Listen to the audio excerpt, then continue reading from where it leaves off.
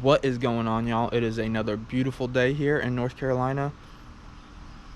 And when it gets real nice out like this, it only means one thing. Insanely hot temperatures are right around the corner. So we need to get an irrigation system in so that we can try to keep some of this fescue alive in the summertime. And I am not going to be out here hand watering. I am not going to be out here moving one of them, dragging one of them sprinklers on the ground. I'm not doing it. So I came up with like a little DIY system. If it works, I'm gonna post this video. If it doesn't, I'm not. So if you're watching this, stick around to the end. That means it worked. But I'm going to make an above ground system that is super easy, DIY. I think I am coming in right around $300 for this system. And the areas that we are gonna be watering / covering here is this whole front. So from the house to the garden, all this grass. I'm hoping that I'm going to be able to cover to where I haven't been cutting here. So coming out from the house this way, getting all of this, and then from this corner of the house out, and we're going to bend it back. So basically a big U. We are not worried about that area out here with these pine trees and like where the chickens are. We're not worried about that. We're not going to irrigate that. We're just going to let that go. See what happens. Maybe I'll stop mowing that area. I'll just mow the areas that are touched by irrigation. But enough of me talking. Let's make this. It's super easy. I think it's going to be sweet, and it's going to help keep our lawn nice and healthy all summer. So before we go all crazy into the video, this is what the setup is going to be.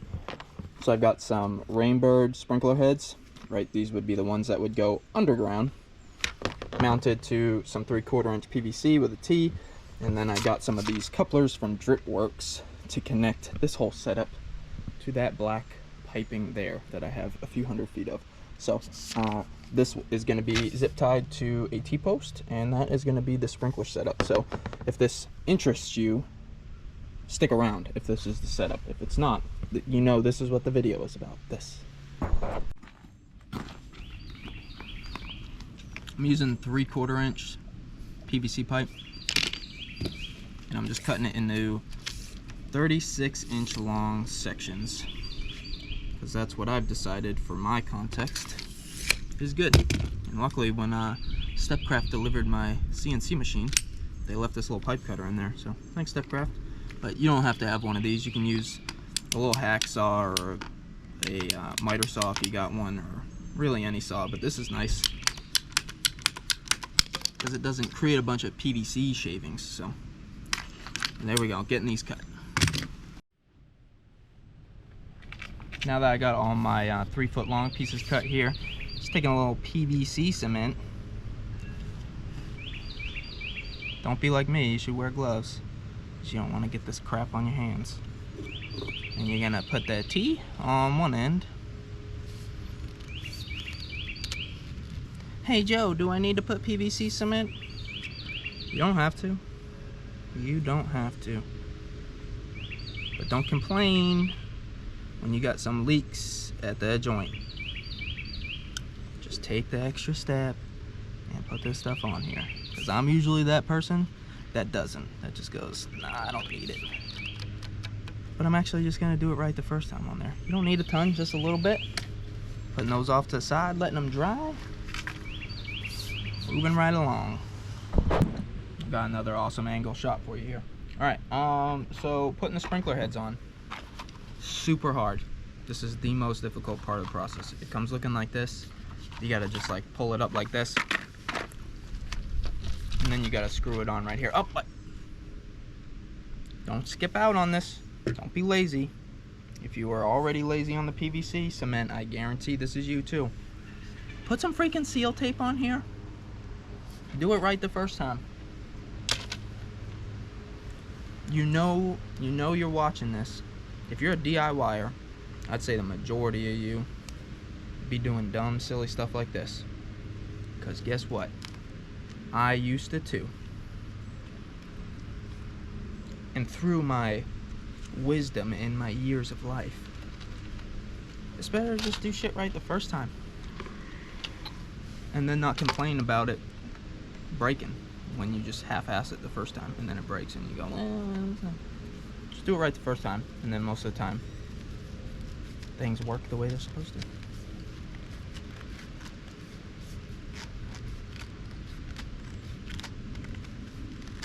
Just screws on there like that. Too easy. I started running the line. Figured I should show that before I get too ahead of myself. But I'm basically turning this into 2 zones. So I'm gonna have 6 heads for the yard, and 4 will be in one zone, 2 will be in another. So they're not all gonna be run at the same time, but I'm zip tying them. This one has a plug, so I just cut a 6-inch piece of the PVC with one of the slick to threaded, and then just a thread-on cap that does not have any glue. Jesus, Murphy. There we go. But that can be for flushing out the lines if I need to. There's one on the end of this zone, and there will be another one on the end of the other zone. So it's just running along. This is just 3/4 inch irrigation pipe. I've got these Drip Works quick fittings here. I'll show you that in a second. Just running it along. We've got another T-post over here.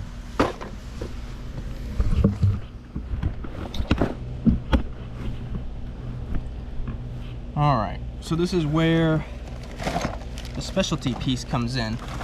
And these are from Drip Works, not sponsored or anything. They just have a lot of irrigation equipment, and when I realized that Lowe's didn't really carry what I needed, and this is what I needed, I went to Drip Works. So this piece is going to, it's a barbed, so that is going to connect to this pipe. This side fits right into your PVC fittings, no problem. So I'm continuing the hose. I'm starting from one end and I'm doing it all like together instead of trying to measure and cutting this into pieces and fitting it. I'm just doing it this way. So I'm starting by putting this fitting in, just slip fitting it, and then I'm just holding the pipe here. You can always cut it shorter, so make sure you cut it long the first time. And I'm gonna come in here. I'm going about halfway up into this, the threaded plastic part that you see, the part on this fitting that moves. I'm just going like right up to half of it.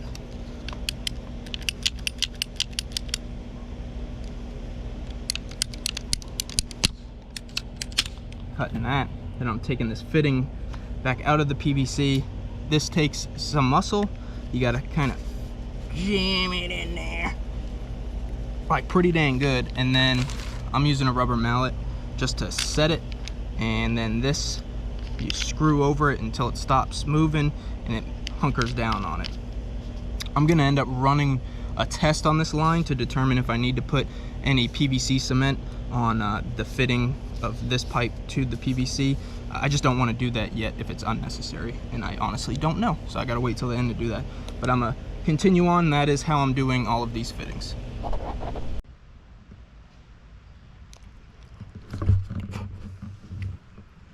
So I just completed the first zone of this one on this side of the house. Now I'm about to turn it on. If this side works, the other side is going to be a breeze and will work flawlessly because it's half the size. But as you can see, like, nothing is wet. I haven't done this yet to see if it works or not. So I haven't adjusted any of the heads, like the directions or anything. So I'm hoping I don't get soaked. But you're either going to see me be excited or disappointed, and it's going to be a legit reaction.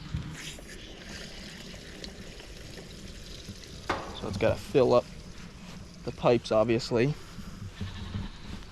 We're going to see. I just hope there's enough pressure to run it.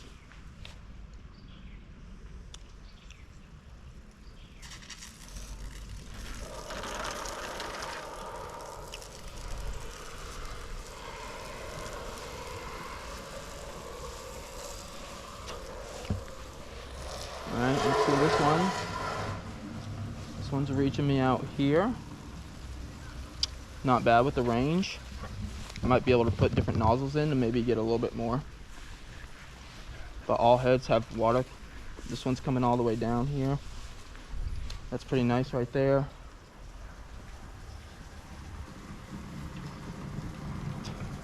This one's coming all the way out here.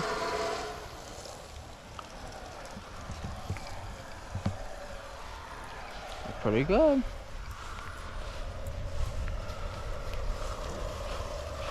Because the way the yard is, it all sloped down. So even if these sprinklers aren't hitting right here, if I'm running these sprinklers long enough, this water is flowing right down through here anyway. So yeah, sweet. And again, I think if I change the nozzles out, I might get a little bit more distance, but happy to see that it's working. I do need to go around and see if any of these connections with the PVC T's are leaking.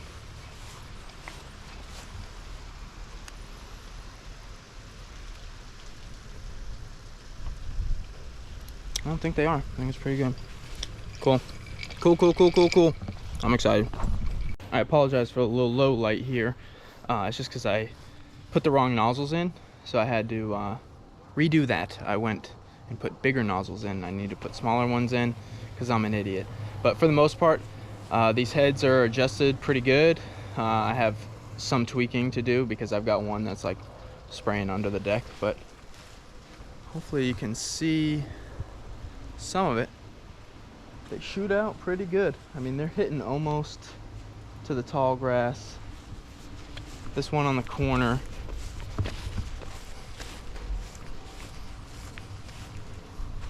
it's heading out to like right about here, which is pretty good. We're pretty far away from the house, so that is way better than no irrigation. So hopefully our yard area here will... I can't talk. Wow. Hopefully our... See, I'm getting soaked. Oh. Our yard area right here can stay green and healthy, and everything runs down, so that should stay good as well. And we'll compare it this summer, the area that we're putting water on and then the area that we're not. But yeah, it's looking good. Super simple. Sweet.